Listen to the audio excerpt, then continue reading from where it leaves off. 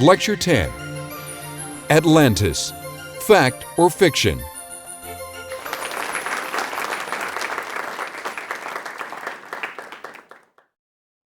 Having told the story of Troy, of Jason and the Argonauts, of Theseus and the Minotaur, and the gloomy history of the house of Atreus, we might be inclined to think that all Greek myths have a kernel of historical truth.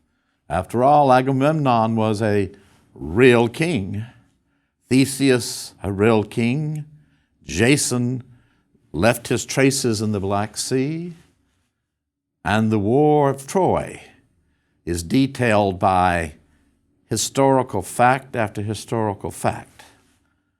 But of course, not all myths have a historical kernel. There's a whole set of myths, creation myths, how the world came into being, that do not have a historical kernel. No one can attest, no human at least, can attest to what happened when the world was created. God perhaps, but no human. So creation myths do not have a historical kernel. But a myth does not need a historical kernel in order to convey higher and more profound truths, to teach lessons. And no one understood that better than Plato. Plato, the greatest philosopher in history. It has been rightly said that all of philosophy has been a series of footnotes to Plato. What he wrote, the questions he dealt with, have set the agenda for philosophy ever since. He was a true product of that brilliant intellectual age of the Athenian democracy. Born in 429, he was a student of Socrates, another enduring monument to the Athenian democracy. Socrates, who for 70 years went all over Athens, questioning, searching after the truth, a real philosopher, not teaching some desiccated subject in an ivy-covered hall. No, a true searcher after the truth, the searcher after wisdom, the Sophia that would liberate his soul. And Socrates cared nothing about the democracy. To him, it was the most curious idea that the Athenians, who cared nothing about their souls, thought they were worthy of governing other people. And ultimately, the Athenians forgot their tolerant society, put Socrates on trial in 399, and he was executed. Plato never forgave the Athenian democracy. For Plato, as he wrote his works on knowledge, on the divine, on what makes a good government, believed deeply that the Athenian democracy was the worst form of government. It was a degenerate form of government. Thus, in 367, when he began work on his most important single set of dialogues, the Republic, he set about to create the ideal of a state, a government, as different from the Athenian democracy as possible. Now remember, all of Plato's works are in the form of dialogues, and he pays his tribute to Socrates by putting all of his ideas into the mouth of Socrates, as if to say, everything I am intellectually, I owe to my teacher, Socrates. So the Republic is a model example of a great book. It has a great theme. What is the purpose of government? It is written in noble language. It flows along like the most perfect example of an intellectual conversation. And it reaches across the ages.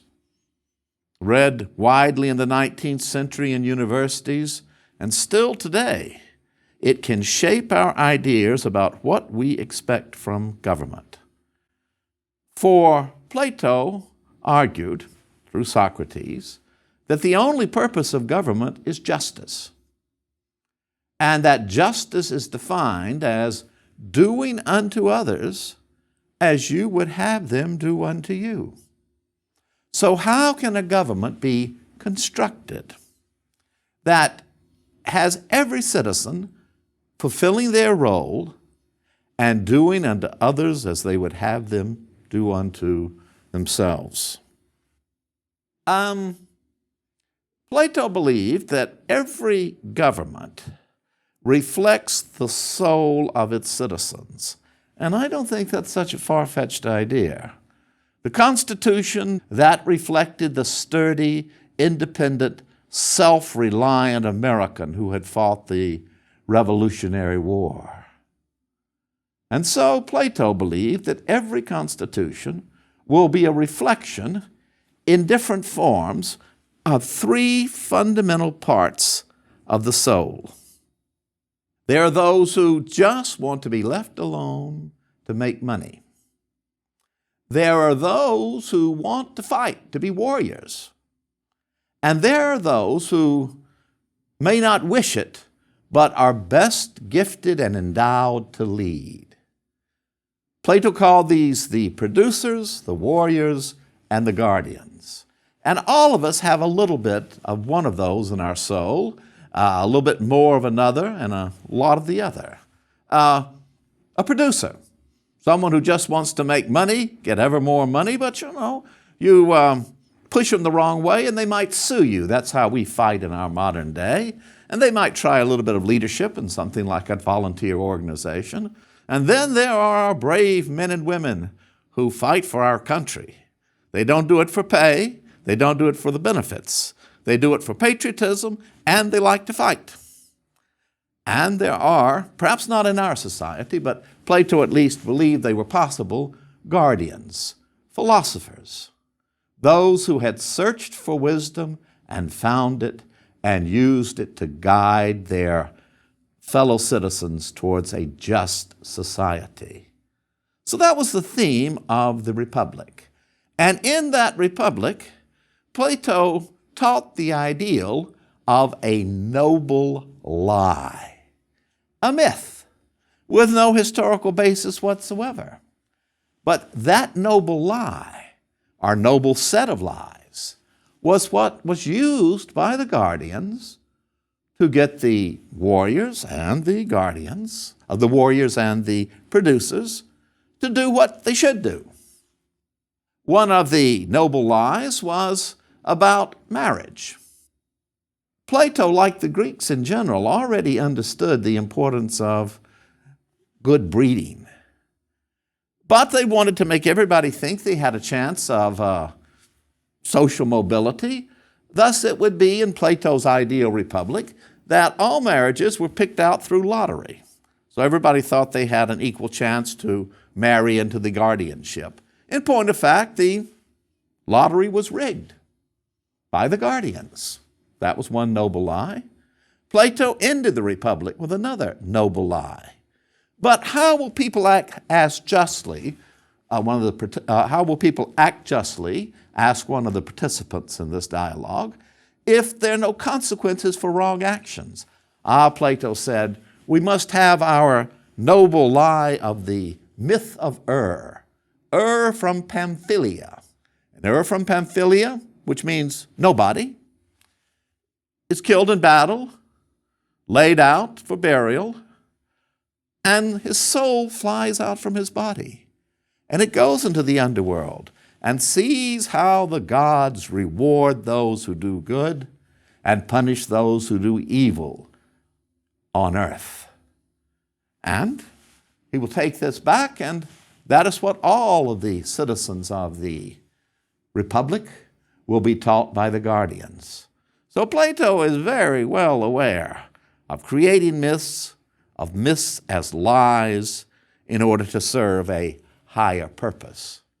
Now that brings us to the myth that so many people want to find a historical kernel in. In fact, if I wanted to sell lots of books, I would find a historical kernel in it. And that is the myth of Atlantis. The myth of Atlantis appears in Plato.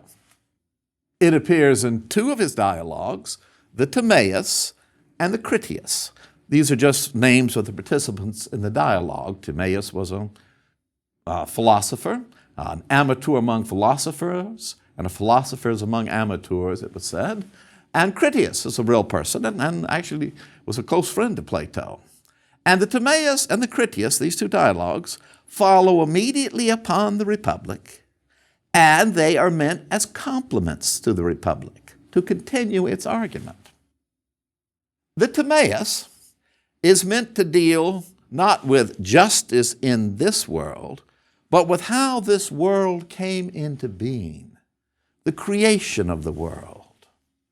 And as the dialogue begins, Timaeus and Critias and Plato are together. Timaeus, Critias, and Socrates are together.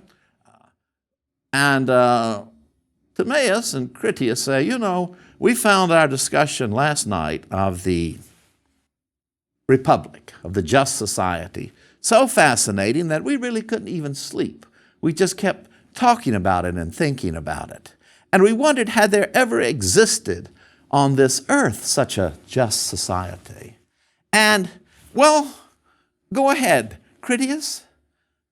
Tell Plato what you, tell Socrates what you told me. Well, all right, I will. You know, sometimes something that's just there in the back of your mind, and suddenly it'll come forward. And I remember something that happened to me when I was a little bitty boy, still in school. And my grandfather told me a story that he had heard from his father. So a story that had been handed down from my great-grandfather. Is that right? Yes. And I remember it so well because I asked my grandfather to tell me the story over and over and over again. So I can give it to you in detail if you're interested. Why, yes, I would be most interested, said Socrates, if there were ever a truly just society. Well, there was, and it was here in Athens. In Athens, yes, 9,000 years ago. 9,000 years ago? Well, I didn't even know there was anything going on in Athens 9,000 years ago. Oh, yes. And you know what? My great-grandfather got this story from the wisest of all Athenians. Do you mean Solon? Yes, Solon, who had been archon, ruler of Athens in 594, gave us a constitution, avoided becoming a dictator, who was moderate in all things. And after he had given us a constitution, he traveled for 10 years so that nobody could come and ask him for amendments. And in his travels, he came to Egypt. Oh, now, Egypt's a place to go if you want to learn ancient knowledge. Well, that's what Solon thought. And he talked with the priest there in the city of Sais. That's a city with very close ties to Greece through trade. And Solon talked to the priest and began to tell of our early history, talk about the Trojan War. And the priest just laughed. The Egyptian priest laughed at Solon. You Greeks are always young. You have no idea how old your own history is. What do you mean? Did you know that 9,000 years ago, the priest said, Athens was a mighty power. And Athens, in fact, saved the world from being overwhelmed by the tyrannical kings of Atlantis. Atlantis? What is Atlantis? Atlantis? You've never heard of it, Solon? No. Well, here, let us show you in our ancient writings about Atlantis. It was this enormous continent, as large as Africa and Asia put together, and it lay outside the Pillars of Heracles, out in what would be called the Atlantic Ocean. And it was a continent of fabulous wealth, wonderful cultivated lands, and enormous cities. And above all, the very capital of Atlantis was a magnificent city with canals, walls. The Atlanteans had triremes by which they sailed all over the Mediterranean, trade, good society, justice. And then the very power of Atlantis began to corrupt its kings. They determined to conquer the world, and they unleashed a mighty armada to conquer Europe. And everyone in Europe was afraid to stand up to them except Athens. Athens again, yes. Well, what was Athens like 9,000 years ago? Well, here, let's read a little bit further. Athens was the ideal society. It had brave warriors. It had men and women who worked hard and produced all the goods that were needed, but nothing in excess. Oh, and it wasn't a kingship. It was ruled by philosophers, men who had been trained, and women, because Athens, just as you have told us in the Republic, believed that women and men should be completely equal. So men and women were both trained to be these guardians, these protectors. And they were wise enough to see the tyranny that would come from a conquest by Atlantis. So they stood up, drove the Atlanteans back out of the Mediterranean, back into the Atlantic Ocean. So your nation saved the world 9,000 years ago. What happened to Atlantis? There was a huge earthquake, vast tidal wave, and it sank beneath the ocean. Is it still there? Well, I assume the remains of Atlantis are still there, sunk beneath the sea. Oh, what fascinating information. Well, it is fascinating, but Timaeus, Socrates says, you're really trying to avoid telling me how the world was created, and that's what I'm interested in. But Critias, maybe we'll come back tomorrow and you'll tell us more about Atlantis. I will. But you're right, let's talk about the beginning of the world now.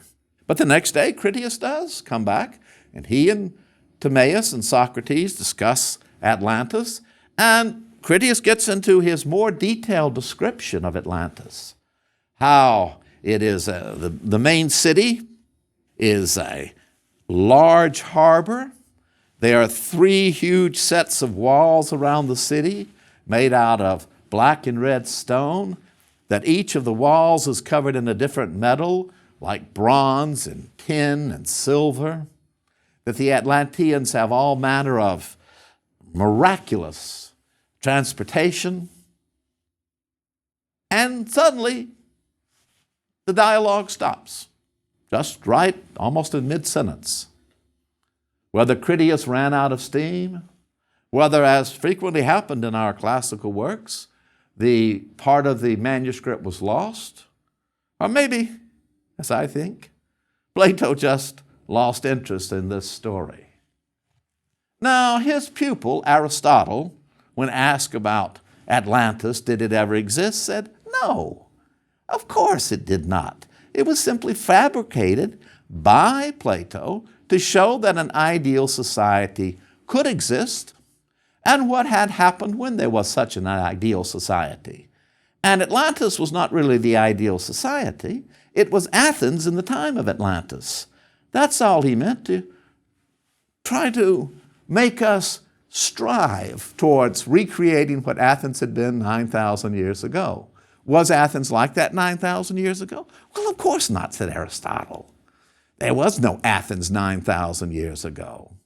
And then, thus through antiquity, most people who read the dialogues like the Timaeus and the Critias saw them as just being what Plato always proclaimed, the idea of a noble lie, a lie to make people act better. Towards the end of antiquity, in the 4th and 5th century AD, there was a renewal of interest in Plato, and a very mystical school of philosophers, the Neoplatonists, read all sorts of allegorical meanings into Plato's dialogues. And some of them, like Proclus, believed that Atlantis was a real story, a real historical entity. In the Middle Ages, there wasn't much interest in the Atlantis at all, and most of Plato was not even known in Europe during the Middle Ages. But with the revival of humanistic learning, with men like Erasmus learning Greek, attention was directed back to Plato and attention directed back to Atlantis. Thomas More took some inspiration from Atlantis, the story in Plato, for his Utopia. But now you know what utopia means. Utopia, no place. And More did not believe in a real Atlantis. It was in the 19th century when the story of Atlantis really began to grab the human imagination. And no one was more fundamental and important to this than an American, a most unlikely scholar of Plato, Ignatius Donnelly. He was born in Philadelphia, received an education at the high school that would later become part of the University of Pennsylvania, but moved out to the Midwest and held various political positions in Minnesota during the Civil War and in some years after it. Then finally got put out of politics, didn't get elected, and sat down to write The Antediluvian World. Published in 1882, it became an immediate bestseller. It is a disorganized, rambling piece of work, but it takes as its premise that Plato, the greatest philosopher, would never tell a lie. And Atlantis was real. And you could go out into the Atlantic Ocean if you had the proper equipment, and you would come upon all the sunken temples and great walls and the palaces of Atlantis. And from that, he deduced a whole antediluvian world. In other words, the world before the flood that sank Atlantis. So Atlantis was real. It had been a continent in the middle of the Atlantic Ocean, and it had been the home of the root race. 19th century was a very racist age, and Donnelly believed that the Aryan race was the supreme race, but he thought that the Atlanteans had also brought forth the Semitic race and maybe even the Turanian race, which is what they called the Turks, for example, and the Mongolians in the 19th century. So it was the source of the Aryan race, that they had had all kinds of equipment like airplanes, and ultimately it had indeed sunk beneath the earth, sunk beneath the sea, and there it remained, and world civilization had never caught back up to where Atlantis was. Thus we were faced with the idea of an apocalyptic end to civilization from which it would take 10,000 years ever to recover. Well, even as today, the 19th century in the United States, there were people who believed in the end of the world coming and that we might be submerged just the way that Atlantis was. So it became a runaway bestseller. Well, having succeeded with this story, Donnelly then went on to write Ragnarok, in which the world was destroyed by fire and comets. And he came to the conclusion that the world had been destroyed many times over by floods, by fire and comets. He made a mistake, though, after that. His next book was on Shakespeare. And by cryptography, he tried to prove that Shakespeare had not written any of his plays. And he was discredited. And being a discredited, fraudulent author, he naturally went back into politics. And in fact, ran as the nominee for vice president of the Populist Party, the Progressive Party, in the same election in which Theodore Roosevelt was elected as vice president, along with President McKinley. So that was Donnelly's career. Politician, best-selling author, fails as an author, goes back into politics. But that book has gone through so many editions, and it had an impact far beyond the world of popular science. It was read and much admired by Helena Blavatsky. She was the founder in the latter part of the 19th century of the Theosophical Society. Still exists, seems to me like a nice organization. You can basically believe anything you want. But she was a mystic. She went on pilgrimages, and she taught that Atlantis indeed existed, that Plato would never tell a lie. And from Atlantis, we could deduce both the past history, before Atlantis, and the future history. Before Atlantis, there had been the age of the ethereal persons, the ethereal beings. They just floated somehow out in the ether, I suppose, like an email. And then there were the Hyperboreans. They were all blonde. In fact, there was a Swede fairly early on in the rediscovery of Atlantis who believed that Atlantis had been, in fact, Sweden. And all the Swedes were the descendants of the Atlanteans. But there had been these Hyperboreans. Then there had been Atlantis. Then there was our society today. And then around the 28th century AD, everybody would move to California. And California would drift off out into the ocean and be ruled over by the reincarnation of Julius Caesar. Centuries after that, she predicted, we would all migrate to Mercury, the planet Mercury. So that was the Atlantis of the 19th century. No scholar took it seriously. Platonic scholars knew it for exactly what it was, a noble lie. But then scholars began to get a scent that maybe there was some real money to be made here. And, of course, there was the discovery not only of Mycenae and Troy, but above all of Knossos. Now, that was an island. Now, not in the Atlantic Ocean, that's for sure, but it was an island in the Mediterranean Sea. It had a civilization, as we've described, with these palaces, elaborate roads and aqueducts, ruled over an empire of the sea, and most certainly underwent terrible earthquakes. And the classical scholars were joined people who studied volcanoes.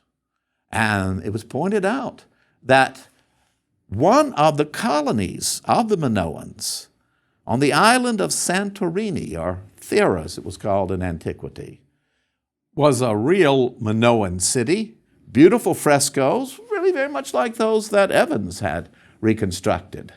And in one dramatic moment, it had suffered an earthquake perhaps 4 times more powerful than hit Krakatoa in 1883, and a huge tsunami, we're all too familiar with that now, a huge tsunami had swept over it and destroyed Thera.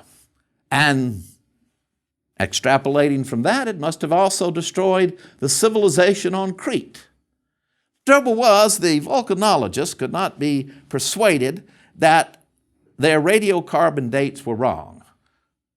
Volcanologists said it could not have been later than 1570, and the very earliest possible date for the end of Minoan Crete was 1450, but many scholars then, and most scholars now, would say it's probably 1250. So there no doubt was a volcanic eruption, a tsunami, but Cretan civilization went right along. That raises, of course, a question that was already pondered in antiquity. How much impact do natural disasters have upon history? Already in antiquity, Dicaearchus, a philosopher, went through all the rise and falls of nations and empires. They all fall because of human mistakes. So, Santorini, you'll still read about it. If you go to Crete, every hotel will tell you about the story that this was once Atlantis. But scholars began to look for even more congenial surroundings. Crete's a beautiful place, but how about the Bahamas? Because after all, Plato had said it was in the Atlantic Ocean, so let's go out to the Bahamas. Cuba. Now, most recently, it is said to be discovered off the coast of Spain. Well, you cannot discover what never existed. Plato says 9,000 years. You're going to change this to 900? He says it was out in the Atlantic Ocean. You want to put it back in the Mediterranean. But above all, he tells you that Athens in the year 9,000 years before his own time was the center of a great civilization.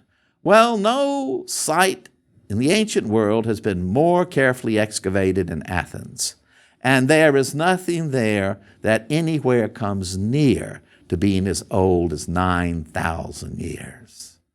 2,000 years maybe.